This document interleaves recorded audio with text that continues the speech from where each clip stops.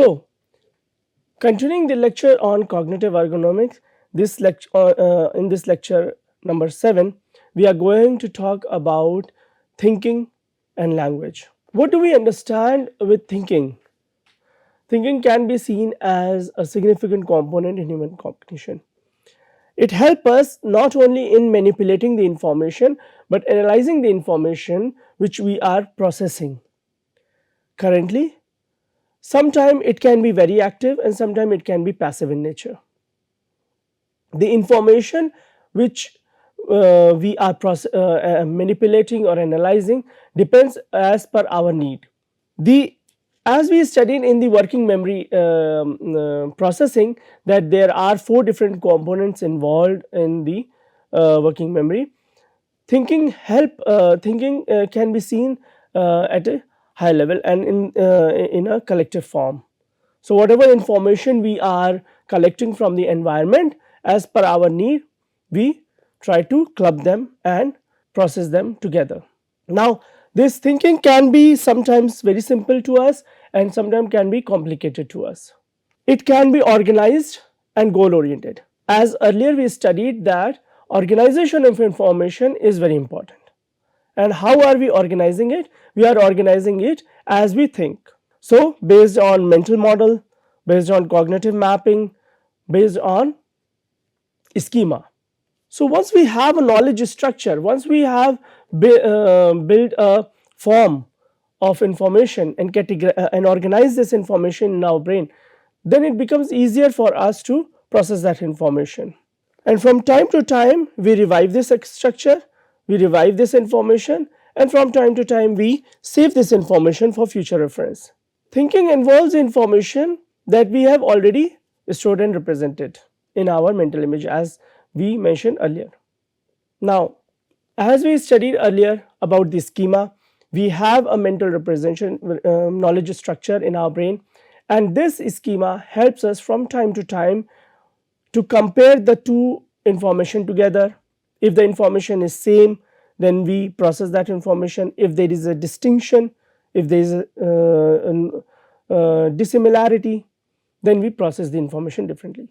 As you can see on your screen, different stimuli of dogs are present here. They belong to same category, that is dog, but they have a unique characteristics. Each of these species are found in different country or region across the globe. They are also from different breeds. So, this is an specific information which is present under one category of a dog. Similarly, we also have an information what dog do. They are pets, they are not wild animals. They play. What they play with a ball. They like bones, and they are human friendly. So, this thinking is also not only a mental representation, but as we can see that they help us to form a templates. Several templates from our childhood we keep on building and we keep on adding in our mind, and as per our need we use these templates to process information.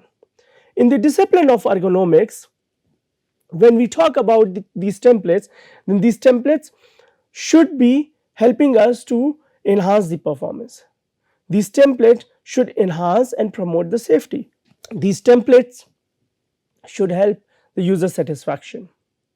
Now, these templates are have seen over a period of time with more practice and for more repetition, these templates become robust and strong. Now, as we think, do we use the same thinking in our communication? Language seems to be an important part in our life. Language seems to be an important part in human communication. Language even seen as an important component in human cognition. When we talk about language, language is not only a communication tool, but it helps the communication in verbal form, non-verbal form, or also in paraverbal form. In India alone, there are more than 3,500 languages are there. Different forms of languages across the globe, more than 6,000 languages are there. People use different languages to communicate. People use different languages to interact with each other. And as the language changes, the complexity of human cognition increases. Language has several components in it. One such component is phoneme, the sound, the smallest unit is of the language is the phoneme. Morpheme, the smallest meaningful unit is the morpheme, and similarly we call it as grapheme also, the smallest graphical representation. But each language can have its own phoneme, can have its own morpheme, can have its own grapheme. All these phoneme and morpheme, grapheme together collectively provide a unique characteristics to the language. And this language help not only in the human cognition but also help in effective communication. When the communication gets better, then the performance get better. And when the performance get better, then the human factor ergonomics becomes more and more effective. Now the human error, the human failure has been seen to happen or occur when two people are failing to communicate with each other. Let us take an example of a pilot who is flying a plane and an air traffic controller who is sitting on the ground. If they fail to communicate with each other, if their sound do not match with each other, if they do not understand each other, if a lot of pronunciation problem is there, then the chances of error will be very high. Not only that, if the failure in grammatical rule is there, semantics and syntax, then also the chances of error will be very high. Similarly, the control room, police control room and the police on the ground, if they fail to communicate with each other, then the thief will get away. If at airport the security fail to communicate with each other, then the human error will occur. Such aspects, such examples are a common example which present in our day-to-day life. But it is very important for us to understand that language is more complex than as it looks like. Over years, we have understood that language plays a major role in the discipline of human factor. And that is why new discipline in ergonomics has come forward, Ergolinguist,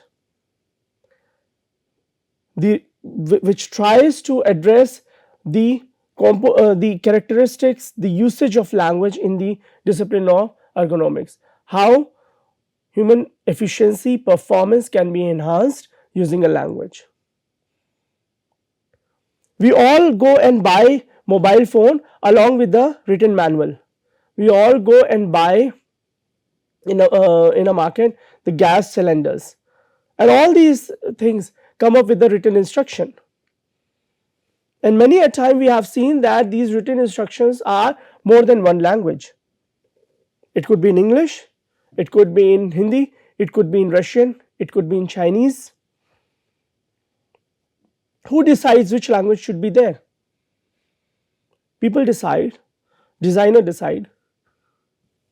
After they do a study, who are their users? Who are going to use that product? Who are going to interact with the system? Once you know that who are your users, you have to ensure that the instruction should be provided in their own language. Otherwise, your user may fail to use that design, and it may ultimately result into the failure of the tool. Many a time designer use language to provide a warning signal. These warning signals, which are listed on a fire extinguisher, these instructions are written on an aeroplane doors. These instructions are written on a fuel tank. These instructions are written on hydraulics. These instructions are written on an electrical control panel, so that people may avoid. And these instructions are sometimes are verbal or non-verbal in nature. Many a time, even using a public toilet, these instructions when are not written properly, then the chances of human error is very high. When a ticket vending machine is failing to provide a proper instruction in a specific language, then the person failed to buy the ticket. Imagine you go to another country like Russia, China, Britain, and you do not speak English, Russian, Chinese. You just understand your mother tongue, for instance Hindi. Other than Hindi, all languages are foreign to you and you are not experienced to that. Then you may fail to execute the task. What could be the task? A task could be very simple, like buying a coffee or buying a train ticket or looking for a washroom. Such examples are examples of wayfinding, landmark identification, or going to buy a ticket vending machine. Localization of information, identification of such information, we require language. And that is why in recent years it has come to our understanding that language plays a crucial role in ergonomics. So finding a telephone booth and then making a call, making a local call versus making an international call. How do we understand that with one dime, how can we make an international call, or can we make an international call when a language is foreign to us? Now for most of us, English is our second language and we are very much familiar with it. But if we ask our parents, it may be a foreign language to them. It is very difficult for them to execute, to process. In recent years, language has helped us in many ways, actively and passively. Such as I was giving you an example about the instructions, language has helped us in providing and writing the instruction. You can see the large lever controls the depth of the cut. Larger the size of the lever is, more deeper cut it can do. Similarly, smaller the lever control is, a small cut it will make. Now such examples, we understand that language is not very new to the discipline of ergonomics. It was there 100 years ago also, but it is something which we didn't paid more attention towards it. Now what do we understand more is that language and ergonomics goes hand in hand.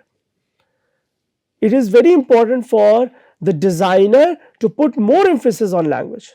Language can be a tool with which designer can convince their users. Language can be a tool with which supervisor can train their controllers or can train their trainees in an easy way. And that is why in most of the cases, if we talk about nuclear power plant, or if we talk about NASA space station, language plays a crucial role. Or if we talk about International Space Station also, we look for the people who can speak who are multilingual, who speak multiple languages. How do we decide which language is more important than the other? It changes from time to time. Now if we talk about America, there are 60 states. Among the 60 states, more number of states prefer to speak Spanish there. Similarly, country like India, There are so many languages people speak across the country. Language can be an easy tool and a simple tool. It can not only provide an information about the depth at which one is cutting the metal or the alloy, but also it can be used for the wayfinding in the navigation. How we can use the language in wayfinding and navigation, that is an entirely different topic of research. But with these examples, at least we can understand that language is an important part of human factor. More importantly, we have to also understand that some of the several occasions we have used language to warn the people also.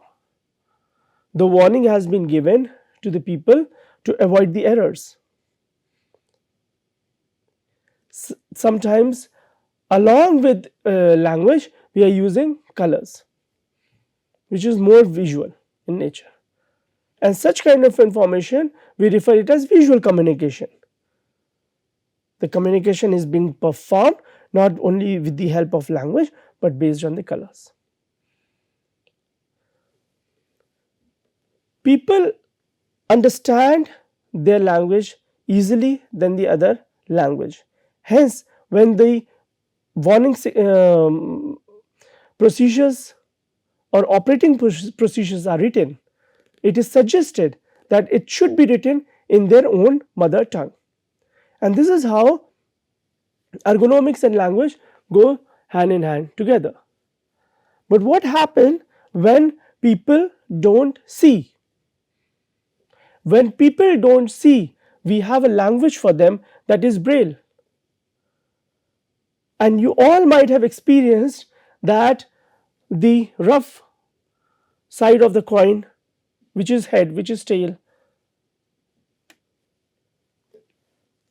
this language for the blinds were already there, and in many design companies, with many organizational setting, it has been a trend now that the braille and ergonomics goes hand in hand. As I was telling you, Ergolinguist is getting popular. This is another example of Ergolinguist. Why is it important? As you can see, when you have to dial a number, button in the dark. Generally, when we have been trying to dial number pad, keypad in the dark, based on our spatial information, localization, coordination, at what distance the key numbers are present. However, blind people who cannot see, who hasn't seen the world in their entire lifetime, they have to depend on their tactile sensory system. So touching provides them an information, and what do they understand with this is that how and what the object is being used. So as you can see on the coin, $1 coin, or on a beer can, or on the number keypad.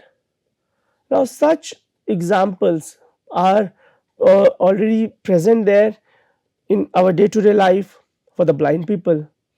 But what about those people who can't speak, who are deaf and dumb, who have hearing loss? One loss is the vision loss, another loss is the hearing loss. There are 4 different types of hearing losses. People have come up with a sign language, non-verbal language. One was a verbal language, the braille. Another language is the non-verbal language. In the non-verbal language here, how this non-verbal language coming along with the ergonomics. So now if you see, Ergolinguist is having 2 branches itself, one verbal and one non-verbal in nature.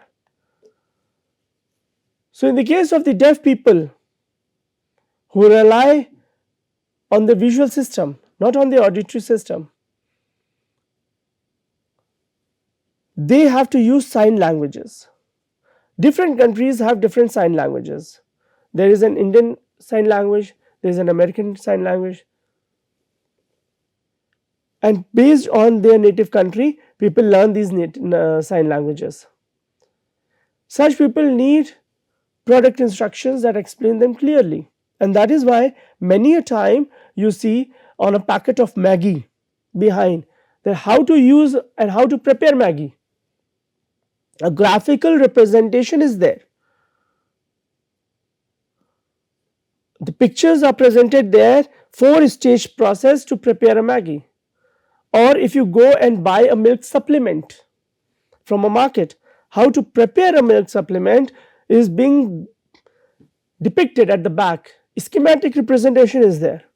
4 stages, how to prepare, how to use an antiseptic cream on the skin, how to use the disinfectant liquid to mop the floor, how much content is required, 5 ml, 10 ml, 20 ml in 1 liter of bucket.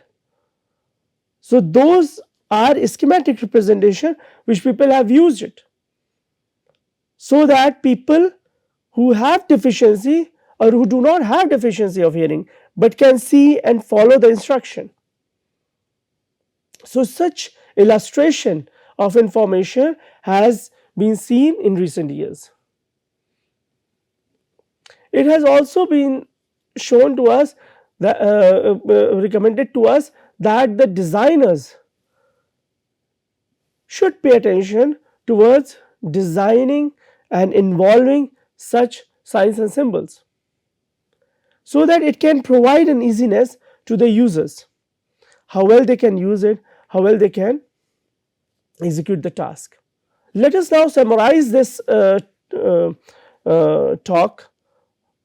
What we learned in last couple of minutes is that thinking is playing a crucial role in human cognition. It is not only allowing us to manipulate the information, analyze the information, but is helping us to take a meaningful action. The action can be meaningful sometimes, doesn't have to be necessarily meaningful, but it helps us to take a decision, to make a decision, an effective decision, which should enhance the performance, which should enhance the efficiency, which should enhance the safety, which should enhance the user satisfaction. Thinking is human cognition, but it's a complex processing. Many occasions what we have seen that is thinking alters our thought, alters our language, affects our language. Thinking helps in our language, or language helps in thinking. That itself a different line of thought, line of discussion. But one thing is very clear, that as we think, as we understand, it helps us to process the information and also helping us to make an effective decision. Now thinking can thinking help us in the organization of information, and in the organization of information there are 3 different types how we organize information. One is the schema.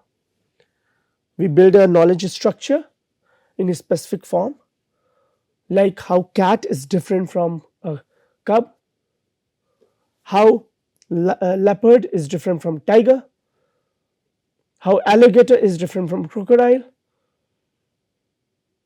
how different dog species, Dalmatian and Doberman, are different from each other, how goat milk and cow milk are different. We are also we talked about the mental model, the model of a plane. If a designer is having a mental model of a plane and a user is having a mental model of a car, these are 2 different models. There will always be a clash, there will always be a failure, there will not be a meaningful representation. So there should be a match between the two models.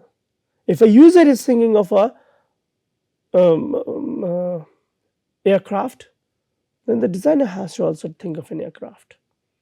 But within an aircraft, when we go to specification details, then those specification details designer should also have it. If there will be a failure in matching, then the mental model will fail. Then further down the line, we also talked about the cognitive map with respect to spatial information, how we are receiving information spatially. So those spatial information were different. Spatial information about your room, spatial information about your house, spatial information about your city, about a specific context like railway station, airport, bus station. And once we have this, all these different types of organization, then we have a mental representation in the form of a mental image or concept. That is why when I tell you don't think of a polar bear, you think of a polar bear. You have a mental representation. You may not have experienced it, but you have a concept about it. As the work gets more and more complicated, language comes to aid us. We know that language not only aids us, but plays a crucial role in communication. And that is why we talked about that ergolinguistics is the new discipline which is coming forward.